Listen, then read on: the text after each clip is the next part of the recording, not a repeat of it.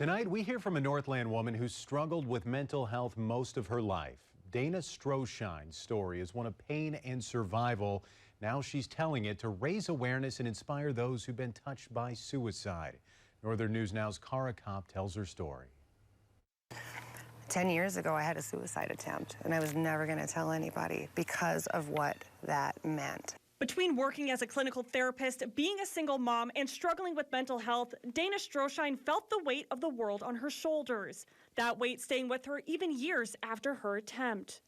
One of the things I hear people talk about is how selfish suicide is. And the reality is when you're at that spot, you truly believe that everybody would be better off if you weren't here.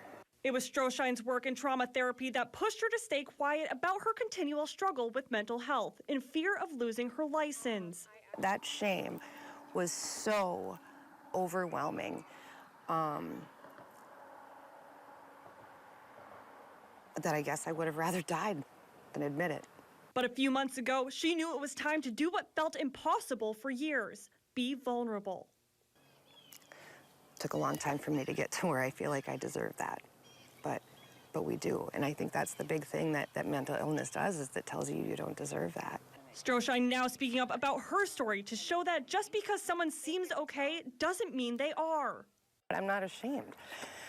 I'm not ashamed. We're human, man. We have human emotions, and we're not robots, and we can't just walk through life and handle everything all the time perfectly.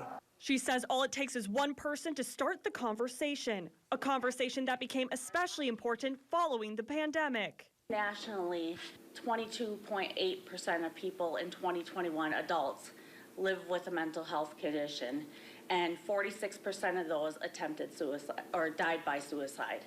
Stroshine using her past to give others a platform, starting a nonprofit, Rise Above Suicide Stigma, allowing others to talk about their experiences with suicide. And now that person is 80% less likely to die. We should be talking. In Duluth, Cara Kopp, Northern News Now. And if you are a loved one or struggling with mental health and are in need of assistance, you can call the number 988 Suicide and Crisis Hotline. You see it right there on the screen. If it's an emergency, call 911. We have a link to more resources on our website.